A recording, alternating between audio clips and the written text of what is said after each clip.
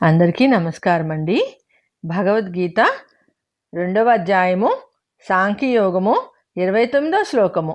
ఆశ్చర్యవత్ పశ్యతి కశ్చిదేనమాశ్చర్యవద్వదతి తదైవ చాన్యః ఆశ్చర్యవశ్చైనమన్యశృణోతి శ్రుత్వాప్యేనం వేద నవచైవ కశ్చిత్. 29. ఆశ్చర్యవత్ పశ్యతి కశ్చిదేనమాశ్చర్యవద్వదతి తదైవ చాన్యః ఆశ్చర్యవశ్చైనమన్యశృణోతి శ్రుత్వాప్యేనం వేద నవచైవ కశ్చిత్.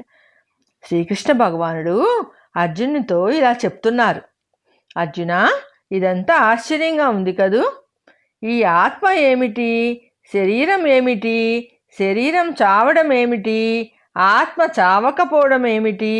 అందుకే కొంతమంది ఈ ఆత్మను ఆశ్చర్యంగా చూస్తారు, మరి కొంతమంది ఈ ఆత్మను గురించి ఆశ్చర్యకరంగా మాట్లాడుకుంటారు. ఇంకా మరి కొంతమంది ఈ ఆత్మ గురించి ఎవరైనా చెబుతుంటే వింటూ ఆశ్చర్యపోతుంటారు. కానీ కొంతమంది దీని గురించి విన్నా, చూచినా, చెప్పినా సరిగా అర్థం చేసుకోలేరు. ఎందుకంటే ఆత్మ అంటే ఏమిటో వాళ్ళకు తెలియదు. ఒకరు చెబితే వినరు. ఆత్మజ్ఞానం అందరికీ ఆశ్చర్యంగా ఉండడము, ఎవరికీ అర్థం కాకపోవడానికి ఒకటే కారణం. అది అర్జునుడి గురించి చెప్తూ ఉన్నారు, అంటే మన గురించి కూడా చెప్తున్నారు కృష్ణ పరమాత్మ. కాబట్టి మనం అందరము ఆత్మస్వరూపులము, ఆనంద స్వరూపులము అనే విషయము మనకు తెలియదు. కాబట్టి మనం అందరము ఆనందం గురించి బయట వెతుక్కుంటున్నాము. అంటే మన గురించి మనమే వెతుక్కుంటున్నాము. అంటే ఏంటంటే, ఉదాహరణకి చంకలో బిడ్డను పెట్టుకొని ఊరంతా వెతుకుతున్నట్టు ఇదే ఆశ్చర్యం. ఆనందం మన వద్దే ఉంది, కానీ మనం బయట వెతుక్కుంటున్నాము అని అర్థం. ఆధ్యాత్మిక విద్య కేవలం వినడంతోనే సరిపోదు, దానిని ఆచరణలో పెట్టినప్పుడే పూర్తిగా అవగతమవుతుంది. దానికి కావాల్సింది పూర్వజన్మ కర్మల ఫలము, ఈ జన్మలో అలవడిన సంస్కారము, మానసిక నిర్మలత్వము, ప్రాపంచిక వాసనలు వదిలిపెట్టడము, కర్తృత్వ భావనలు లేకుండా కర్మలు చేయడం, అంటే ప్రతిఫలం ఆశించకుండా కర్మలు చేయడము, ఇంద్రియ నిగ్రహము, మనోనిగ్రహము అలవరుచుకోవడము మొదలైనవి. అప్పుడే ఆత్మజ్ఞానము పరిపూర్ణముగా అర్థమవుతుంది. దానికి కావలసింది సత్వగుణము ఎక్కువగా ఉండటం. తెల్లటి బట్టకు ఏ రంగు వేసినా చక్కగా అంటుతుంది, అలాగే సారవంతమైన భూమిలో ఏ విత్తనమైనా మొలకెత్తుతుంది.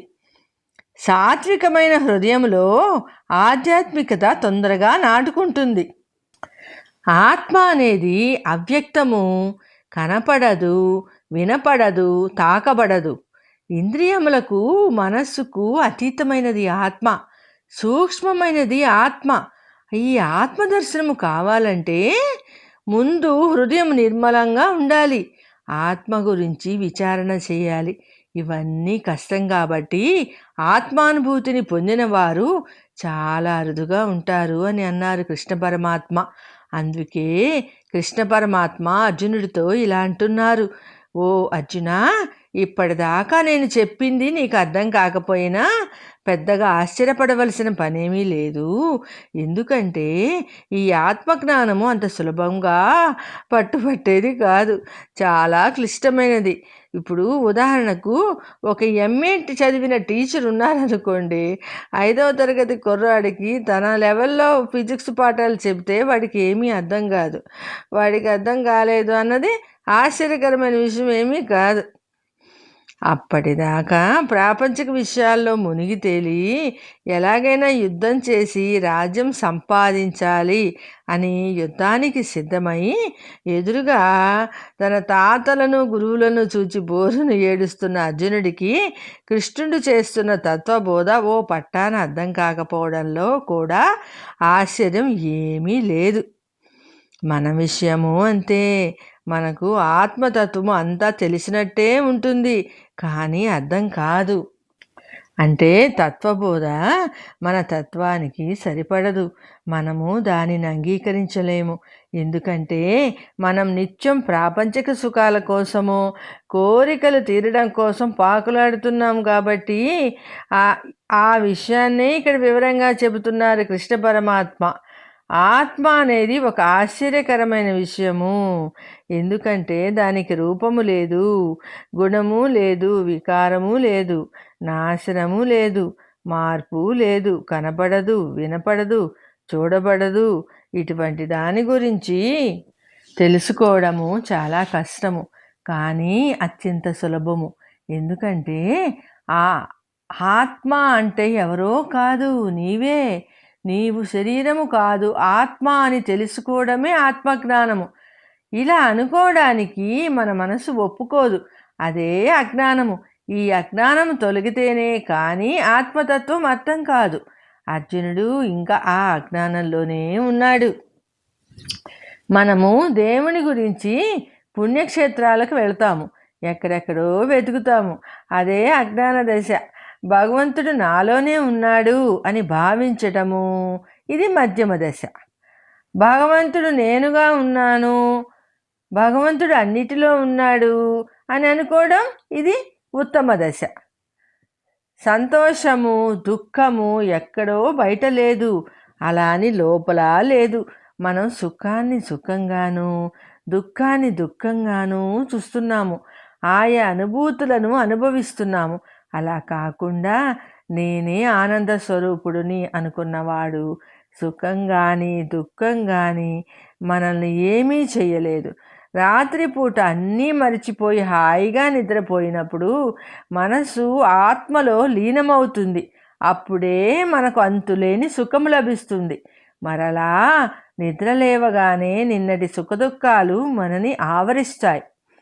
అందుకని అందరూ సుఖముగా నిద్రపోవడానికి ఇష్టపడతారు, రాత్రి నుంచి లేవడానికి ఇష్టపడరు. ఎందుకని?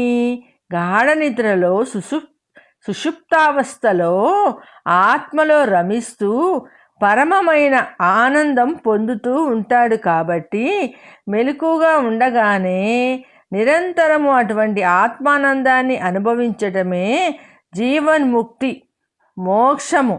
ఇదే అర్థము కాని విషయము. అందుకనే మానవుడు ఆనందం కోసం బయట వెతుకుతుంటాడు. ప్రాపంచక విషయాలలో, విషయవాంఛలలో మునిగి తేలుతూ ఉంటాడు. సుఖదుఖాలలో, లాభనష్టాలలో మునిగి తేలుతుంటాడు. గమ్యం చేరడానికి ప్రయత్నించడు. ఆత్మ గురించి ఎంతమంది ఎన్నిసార్లు ఎలా చెప్పినా ఎవరికీ అర్థం కాదు. చాలామంది అర్థమైనట్టు నటిస్తారు, మాకు అంతా తెలుసు అంటారు, మాకు ఆత్మజ్ఞానం కలిగింది అంటారు, మేము సిద్ధయోగులము అంటారు. ఆత్మజ్ఞానం గురించి అందరికీ చెబుతారు, ఉపన్యాసాలు ఇస్తారు. వాళ్ళు మాత్రం ఆత్మానందాన్ని కాకుండా ప్రపంచంలో దొరికే తాత్కాలిక సుఖాల కోసం నిరంతరము ప్రయత్నిస్తుంటారు. ఇదే ఆశ్చర్యకరమైన విషయము. సర్వేజన సుఖినో భవంతు. జై శ్రీమన్నారాయణ అండి. నెక్స్ట్ 30వ శ్లోకంతో మళ్ళీ కలుసుకుందాము. మీకు ఈ భగవద్గీత నచ్చినట్టయితే సబ్స్క్రైబ్ చేసుకోండి, మీ బంధుమిత్రులకి షేర్ చేయండి, కామెంట్ కూడా ఇవ్వండి. థ్యాంక్ యూ అండి.